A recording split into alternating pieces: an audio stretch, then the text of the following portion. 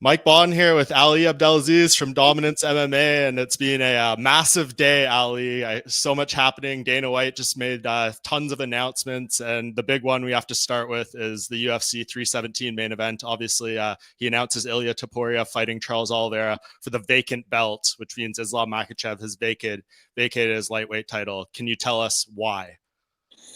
Listen, obviously, if Belal were to win, Islam was never going to fight Belal, and he's going to stay in the division. But now, Jack win after unbelievable fight Belal put on, and I think Belal gained so much fun from this fight, and he'll be back. There's no doubt in my mind. But Islam have beaten everyone in this division. Literally, Dan Hooker, Armand, Charles Oliveira. He's on a 15 fight winning streak. Finished 10 of his last nine opponent. Is nothing else anybody deserved to go fight for a second title Islam. And the reason was he wasn't going to do it because Belal was the champion, right? And and the UFC was like, even I was talking to Dana, and he's like, if anybody deserves, Islam can do whatever he wants. And if Islam go up, he's the champion. You have these two guys, Charles Oliveira and Ilia, fighting, and they can fight for the title.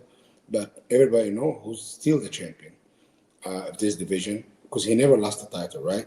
Now Islam get to fight end of the year, fight Jack Mandalina, who's a really good fighter. Give credit where all credit due, and I just think Belal, absolute warrior. He just have a little off night, and I believe he can still beat Jack. It was very close fight, but right now Islam he's gonna go fight for a second title, well deserved. Nobody in the UFC right now in any division doing what Islam Makhachev do, finishing guys on this level, putting on unbelievable fight, knocking people out with hit kicks, just smashing people. And I'm gonna tell you something, he's gonna be a problem for a lot of these guys. And I believe at welterweight, you're gonna get bigger, not depleted, stronger Islam Makhachev. And I believe is gonna be a problem for the whole division, honestly, you know. Yeah.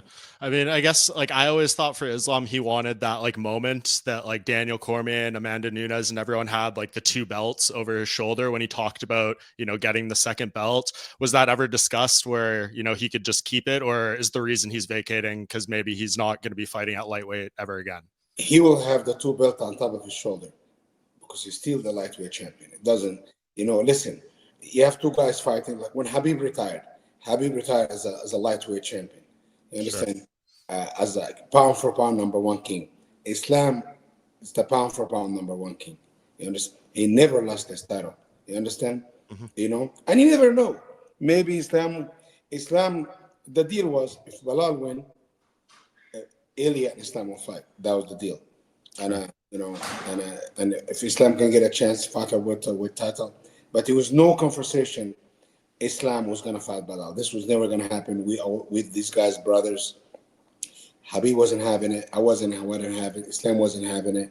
We would stick to our word, and as you know, all these guys they stick to their word, and everybody supports Balal. Everybody supports Balal. Doesn't matter what anybody want, how much money they want to make. It's just, but the result was different than we thought it was gonna be, and now Islam get a chance to fight for the welterweight title, and I believe Islam will be the welterweight champion, and he'll be a double champion. You know. Yeah. I see some people asking, like, since Dana announced the news, like, and you kind of said there, if Belal had won, he would have fought Ilia. Why didn't he fight Ilia on International Fight Week and then maybe fight Jack like later in the year or something? Because in a way, like, listen, if he have to fight Ilia, no problem, he would have fought Ilia. But when Islam go out there and finish Ilia, he was almost 4-1 under the favorite, right? People are gonna say, and Ilia is a very skilled fighter. I'm not taking anything away from him. He's always, I respect him as a fighter. But if Islam go there, starch him, or beat him, right? That people are gonna say he beat a 45 pounder, right? He beat Alexander Volkanovski 2 times. He beat a 45 pounder. You understand? He had nothing to gain. I beat an Ilia. It's a great big, but he had to. Belal won. He would have fought in Ilia 100%, right? Yeah. But in a way, Islam right now chasing legacy, and honestly, the UFC was great. I was last night to the office to probably 4 in the morning, try to get stuff done. The one thing Islam will fight this year, regardless if Mandalina injured, not injured, hurt. This is the word that was given to me by Hunter, by Dana, by everybody. He said Jamal Hill has got injured. We vacated him. Islam will fight for a title, and these guys give their word is gold to me. They always whatever they say they do, and he will fight someone. It can be anybody, but Jack Mandalina is the champion. Congratulations. Islam will fight him. But Jack is not ready. This belt will be Islam will fight for the belt. Not an interim belt, for a real UFC belt. Yeah. And just before we talk about him at 170, last thing on 155, like Ilia Topuria just put out his little statement saying it's unfortunate that Makhachev ran away. I'm sure if he wins the fight, he'll probably be saying that a lot, that Islam ran from him, all that stuff. What would your response to that be? When Habib retired, people said Habib ran because he didn't want to go to welterweight, right? Now Islam go to welterweight, they say he ran from a lightweight. You can't win. You understand? I think Ilia should be very grateful to Islam. Islam vacated his title, for him to become a champion. I think is an honorable thing to do. The same thing he did, and Islam is not afraid of nobody, and I don't think Ilia is afraid of nobody. And I think it's a statement for him to do to make himself feel better, or his team advised him to say that. But it is what it is, man. People can say whatever they want. It's a free country. Yeah, fair play. And so I guess as far as like when this fight for Islam could happen, we saw the video after Jack won. He's like talking to Hunter and Dana on FaceTime saying, I'd love to, have this fight in Perth. That was kind of a rumor that they might do a pay-per-view there. I guess would that be of interest? I know the last time Islam went to Perth, it maybe wasn't his best experience. This is too big of a fight to have outside the United States. Fair. It might not even happen in Abu Dhabi. It might happen in New York, Las Vegas. This is the UFC decision, but Islam is well taken care of. That's all I'm gonna say. He's really happy. He's really excited, and you can whatever whatever Ilia say, whatever he can do what Islam did, he can talk. But right now we cannot talk. Now it should respect each other, dominate your division like Islam did, and Islam gonna go on. But nobody run from nobody, because if Belal would have won, these two was fighting 100%. It was a done deal. Right. But you can't say you run now. You cloud chasing, right? But listen, people get emotional. Me personally, I wanted to see this fight. It was a very interesting fight. I think Islam was too big, too smart. Islam is the least hitting fighter, getting hit fighters in UFC history. Yeah. His defense is impeccable. He's ferocious. But people can say whatever they want. It's okay, no problem. Yeah. And I mean, for him, like you alluded to it earlier, he's going to be probably much bigger. The weight cut will be easier at 170. Like, is it kind of a good thing that we know this now and he can start building his body towards being a full 170er without any idea of like, maybe I might have to make 155 still in a few weeks if he had to fight? Let me tell you, Islam is not the type of guy who's going to swing it. Yeah. He's not Kamaru Usman who can fight next week. Like, Islam is a very meticulous. He takes his time. The guy haven't eaten sugar for the last 3-4 years.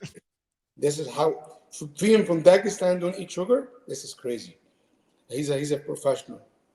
Islam is a professional, and we might see the making of one of the greatest fighters we ever seen. You understand? People can say whatever you want. My opinion is Habib is. If you caught in steroid, cheating, all this kind of stuff, you're not even in a conversation. Like DC said. If Islam go there, win a welterweight title, defend it 2-3 times, he's the greatest of all the time. It's not even a conversation. He next fight he win, he tie Anderson Silva's I was longest. just gonna say that. And after that, he win again. He break Anderson Silva winning streak. And he's not decisioning people. He smashed, all respect to all the greats. Nobody's doing it like Islam doing it. He's stopping pound for pound #1, Alexander Volkanovski. Charles Oliveira. People said he was the best finishers in the UFC. He's beating people on their own game. He knocked out Volkanovski, who's a head kick. He's a striker. Submitted Charles Oliveira, in matter of minutes, right? Yeah. Nobody's doing it at this level. Nobody's doing it. He's incredible. And Islam going to be looking for a big fight. Listen, Islam might win. Kamaru, Usman might win. One of the biggest fight UFC can make. I know they're friends, but, Kamaru said, Mike Tyson said, a friend, we have to make money together. You know what I'm saying? I saw him talk about that. It is what it is. It is what it is. But you might be witness one of the greatest run in UFC history ever. Yeah, man. If he can get through some, like if he wins this title and he beats a Sean Brady, Ian Gary, like these type of guys, it would be remarkable. Yeah. This team, Habib's team, don't choose opponent. They never did. They never ducked nobody. They always fought. They always fought. It's no ducking. There's no ducking. If you're the #1 contender, you will fight this man, right? Yeah. But he's not choosing opponent. But you telling me which one better for Islam's legacy? To go down to fight for a welterweight title, or stay and fight Ilia Topuria? He's #3, pound for pound #3. You understand? For the logic, which one is better, right? But doesn't matter what people say. I've been around this business for a long time. I understand what's a champion supposed to do, what's not champion what to do. And this business is about making money and creating a legacy. And guess what? Islam is making both. Yeah. Well, that's huge news, man. Obviously, anytime a champion vacates and changes divisions, it's a big deal. So it was a big announcement today. I guess you had mentioned, obviously, like Belal Muhammad will be back after his title loss. Where does this kind of leave him if Islam wins the belt? I know you kind of spoke passionately about how they don't want to fight each other. Does Belal consider maybe changing divisions? He's talked a lot about 185 in the past. Where do you see his future? Listen, this fight, they will not stop praising Belal. He didn't do media. He was texting me, sending photos. He said, what a tough. He said one of the best welterweight fight he ever seen. I think Belal maybe lost, but he gained so many fans, so much respect. Nobody can ever say Belal is a boring fighter. He's not, right? He's not. And he showed it, right? And his matchup make a lot of sense too. It was a great fight, And I believe Belal a little bit changed strategy, it would have been a different place. And sometimes you show up, you prepare, but it's not your night. And guess what? It was a very close fight. It was 3-2. It's not like he got murdered for 5 rounds, Maybe he have a little bit more damage, but also Jack's face was damaged too, But, all credit to, congratulations to Jack. Belal will be back. Still, Belal and Islam will never fight. That doesn't really matter. If Islam have to go up or to go down, and Belal to get his shot again, we will work it out. We stick to our guns. The UFC really want to make this fight a Belal win. I know it's not going to happen. And, brotherhood is worth a lot more than money and a lot of other things, Yeah, I respect it for sure. How's Belal doing, like physically? I know Dana posted that photo and he said he's broken good. nose, broken orbital in the lip. He's quiet now. He's licking his wound and it's normal. He'll be back, man. Belal he haven't lost for 7 years. Yeah. 7 years, right? Yeah. And you get loose. If you stay in this game long enough, everybody lose. Mm-hmm. Where, with Islam moving up, does this leave Justin Gaethje in the lightweight division? We know Max Holloway is fighting Dustin Poirier. We obviously know this fight between Ilia and Charles is happening. Where does that leave Justin for his next fight? I think Justin Gaethje is the #1 contender. He's supposed to fight Hooker. Hooker didn't show up. He stopped up for the company, fought for a failed physique, and I think he should, wait, and fight the winner. That's what I think you should do. But in reality, this game leave people behind, and they don't want this game to leave behind. And if it makes sense, Justin will fight. Justin is afraid of no one. He'll fight anyone, but it have to make sense for him. Yeah. I mean, the obvious fight to me is either Arman Sarukian or Paddy Pimblett. Doesn't matter. Who cares? Yeah. Who Good cares? with either of those. It doesn't matter. If you're a fighter, if you think you're the best in the world, you have to beat the best guys. You don't pick and choose. Justin Gaethje never picked an opponent, never chose an opponent, and he will fight you anywhere, anytime. It doesn't really matter. But it have to be fair. A guy who gave his title shot to step in for International Fight Week to fight Max Holloway, he knocked out Dustin Pereira. Dustin Pereira get a title shot, he doesn't get it. And how are you going to tell him you can get a next title shot? No. Yeah. And Fair. if Ilia win, Justin Gaethje, Ilia Topuria is a blockbuster fight. Yeah, that would be fun. Yeah. Very fun. Was all, the stuff with Islam and getting this deal done, was this part of Hunter Campbell's trip over to Dagestan, or was that unrelated to this stuff, or what was that all about? People were very interested about what happened over there. Honestly, if Hunter would not win to Dagestan, I don't think would have been as smooth it is. But I think the culture of, Habib and Islam and these guys, our culture, when you have a guest, you don't let the guest leave his hand empty hand. Right. And I think, all respect to him, he went there. A lot of people told him not to go there. Dana think he's crazy. I think he's crazy also. And you gotta respect the guy. You gotta respect the guy. It was a nightmare getting him a visa. It was just, and he went there, and he said that's the best experience I have in my life. And remember, Habib really, really, really like Hunter. They have a relationship way back, and I think he earned this guy's respect every time, and he's been good to these guys. He's been good to these guys, and I think you couldn't, and that was the deal. If Belal won, Islam was gonna fight Ilia. If the opposite, the Belal lost, Islam would go up. Yeah. That it was no other choices. It was this one or this one. Yeah. And nobody can say Islam run from no one. You can't be 4-1 favor run from somebody. It doesn't even make sense. Sure. Obviously, when we saw those photos of Hunter, it was hard not to see Usman Nurmagomedov in there as well. And I can't help but think of the comments that Islam has made in the past, saying that when he moves up to welterweight, that'll be when Usman comes to the UFC and takes over that division in the UFC. I know he's still doing his thing in PFL, but I guess what's going on with Usman? Paul Hughes had that big win over the weekend. He's screaming for that rematch. What's the update with him? First of all, Usman is a PFL fighter, and he makes too much money to go anywhere else for now, right? Man, I don't know this kid Paul Hughes. He's tough. I'm not saying anything, but in reality, 4 days before the fight, or 1 week, and there's no excuse. Islam have the worst infection. His back was messed up. Still beat you. And, this is what you're going to build your legacy about losing to someone. You're going to keep calling him out every time. I think the kid is talented. I think he should get a couple wins. And if Islam have to fight him again, Usman is okay. He can fight him. But more he talk about it, I think more he's not going to get it. Because Islam, he's the champion. And he got enough juice to say yes or no. But I think the number one contender is going to Barnawi versus Archie Culligan.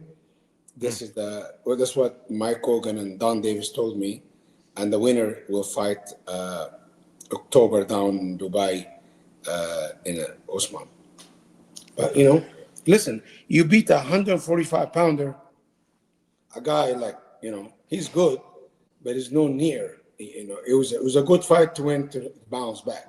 But let's see him fight some good contenders. You have to go through Nathan Schultz, all this. Is a lot of good lightweight in PFL. Maybe he can fight Gaethje after the tournament too. Want to see how's that work out for him. Yeah, there's some good guys there, I guess. Yeah, I know like Usman had told me when we spoke earlier in the year, he's like, if Paul gets one win, And maybe we can to fight him again. That feels like a big fight for PFL though, right? They need big fights. I feel like but that's listen, a big fight. maybe Paul Hughes fight Kevin Lee, and if he wins, Usman will give him a title shot. Is Kevin Lee with PFL now? We're talking. We're talking? Yes, we're talking. Yeah. Well, speaking of PFL, what's going on with Patchy Mix? He's obviously, spoken out a lot. Haven't heard too much from him recently, but they, have announced some fights for like Dakota Dacheva and Johnny Eblin. Are we getting some from Patchy soon too? Listen, I think Patchy have an amazing time with PFL and Bellator. Made a lot of money. And right now we're gonna figure out what we're gonna do with Patchy. Relationship is good. It's business. Sometimes you're gonna fight, sometimes you don't want to fight. Of course, fighter want to fight. But in the next week or two, we'll hear something. Okay, that's good. Yeah. When Hunter was over in Dagestan, did he link up with Magomed Ankalaev at all? They met. They met. Yeah. How did that go? I mean, we know there's been some, back and forth. It sounded like, he said that this fight on International Fight Week with Alex was offered and didn't happen. Alex, put out that statement and claimed he was hacked. For those who believe that, I guess, what's going on with this rematch?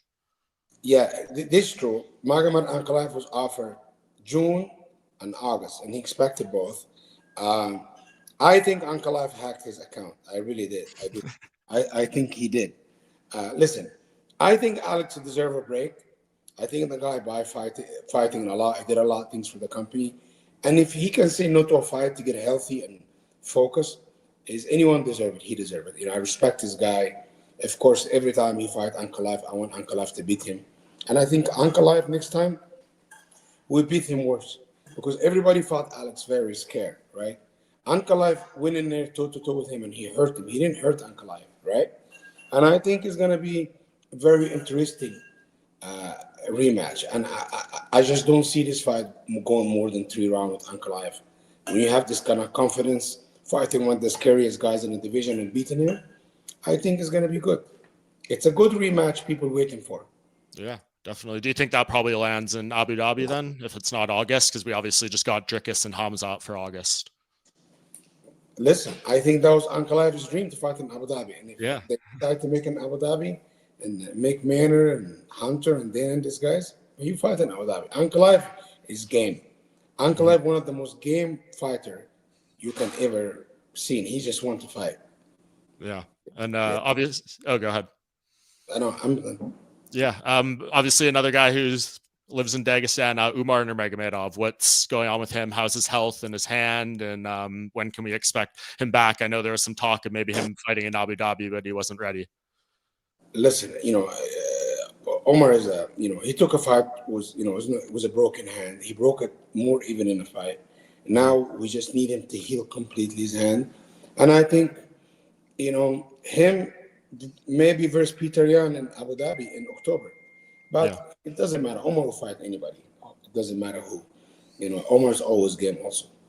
Yeah. Do you think he's right back? Like if he wins one, is he right there for another title shot? Doesn't matter. If he needs to win 1, 2, 3, 4, who cares? He just needs to win. If you're the best in the world, you have to beat the best in the world. Yeah. We got news Aaron Pico obviously had signed with the UFC a few weeks ago. He was linked to a fight with Movsar, who I spoke to at American Top Team. He said he's ready to fight anyone, anytime.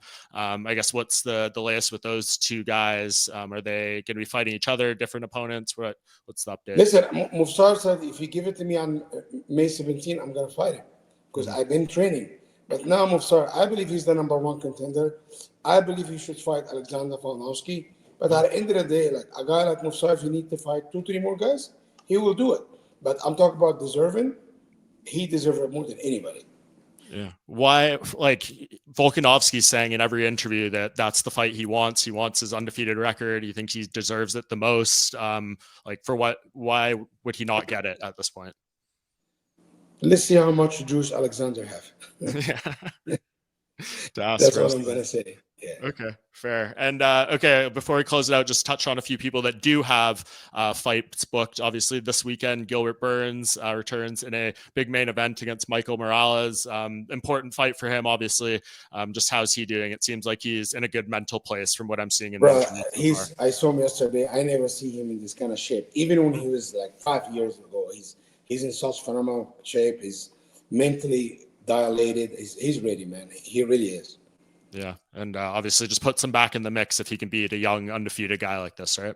Absolutely, absolutely. Yeah, You got Kayla Harrison fighting June 7th. Yeah, I was going to bring her up. I spent a lot of time with her actually down at American Top Team a few weeks ago. And, I say this to everyone, I'm not surprised at all that she is as successful as she is, because I saw how hard she works in that gym every day. And it's just incredible. What are you sensing from her as we're just a few weeks out from this UFC title fight? Let me clear some up. Kayla's the most tested athlete in UFC history. She's been in WADA with the Olympics for like 15 years. WADA, UFC program. There's nobody got tested more. And anyone who claim it doesn't, I'm sorry if you don't have this kind of physique or muscle or strong. This is God. You should talk to God about this. But you accuse someone of something who got more tested than you and more. I have no problem with Juliana. She's cool. But the more she talk, more punishment she will get. I promise you. Kayla is a very petty human being. She's very petty. And more she talk, more gonna fuel Kayla, and more she gonna smash her face. And I believe she will smash her face. Not in a bad way. Sure. I believe it's gonna be a very bad night for Juliana. I truly believe it's just Kayla's built different, man. Kayla's built different. She's getting comfortable. She's getting comfortable with the weight. She figured it out. It's getting easier for her. It's just she getting, and in the right moment when you line things up, in the right moment, the right time, it's very hard to beat certain people. And Sure. Kayla's definitely one of the hardest people to beat. She's gonna smash Juliana, and after the Amanda Nunes hopefully can come out and she can beat her too. Yeah. No problem. I was going to ask how big of a fight do you think that is between Kayla and Amanda? I think it will be a big fight, but I think Kayla broke her many times in the gym. She actually left the gym because Kayla was there. Like, this is how Kayla in her head, right? It's just I think Juliana have more fighting in her than Amanda. I think Amanda's a front runner. I think Amanda, if she's the nail, she quit. If she's the hammer, she does okay. She's we see Kat Zingano, she quit. Like, she quit so many. She quit with Juliana. When you quit, you always gonna quit. And I think Kayla, because she made her in the gym quit too many times, she'll make quit again. Yeah. Kamaru Usman returns in the UFC Atlanta main event against Buckley. You kind of alluded to it earlier. You think he wins this fight and he's right there in the title mix again? He's the greatest welterweight all the time. He's Dana White's favorite fighter. He is. Dana loves Kamaru Usman. I 100%. Like, they have a very unique relationship listen, Kamaru is one of the biggest names in the division. Guess what? If Kamaru win, Islam win, they want to fight, I'm gonna stay home and I'm gonna be watching from home. I can see this fight happen too. But listen, Buckley's tough. He's been on a good run. And you have to kind of focus about Buckley first before you think anything else. But this is what we need to do. Buckley first, and after that, everything else will. But I'm telling you, I was in Denver last week. I went train with Kamaru. He's an absolute specimen. He's an absolute nightmare to deal with. And I'm 195 pounds, and we always grapple. But I felt like I didn't, and I did okay with everyone in the gym. He's a beast right now. He is focused. He's healthy. I can't ask for more. He's ready, man. I think Buckley's going to have a long, long night if he's not ready. A long one, like a Woodley night. I'm really excited for that one. Another one I'm excited for, Renier de Ridder against Robert Whittaker. This guy, I mean, what a splash he's made in the UFC. He asked for activity after leaving one, and here he gets it, like 4 fights in 8 months or something like that since signing. And if he wins this one, I mean, my opinion is you beat Robert Whittaker, you get a title shot. That's just how it goes. Let me tell you something about this guy. This guy fought first UFC fight. A week later, can I give me a fight right away? I got him a fight. Again, fight. He fought 3 times in 5 months, 3 finishes. When the UFC reached out to offer in July, and he's like, it's possible to make it in June. I was like, dude, like you cut. He's big, bro. He's big. Yeah. I think after Islam Makhachev, he might be the second. Maybe him and Islam Makhachev, the best 2 grapplers in the UFC. You know, he make people on the ground look like amateur men. Black belt, he make them look like a white belt, and he is big, bro. He is big, and honestly, he become one of my favorite people. He's just such a nice, humble, nice man, and a good family guy. And he was in a very bad situation with ONE FC and a very ugly situation. One day I'll talk about it. Matt Hughes. One thing I can tell you this: Matt Hume, biggest scumbag in history of MMA. I can tell you this 100%, and I'll keep it at that.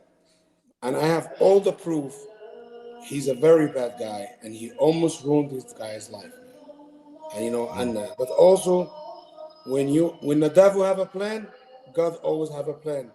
And Matt Hume was the devil. That's it. That's all I'm gonna tell you. Yeah, I don't know how this guy ever did martial art. He's one of the biggest scumbag ever seen on the planet. I think ONE FC would be a much better place without this guy. He ruined so many people's career. He blackball people. He cheat. He does everything wrong. And he almost ruined this guy's career. Really did.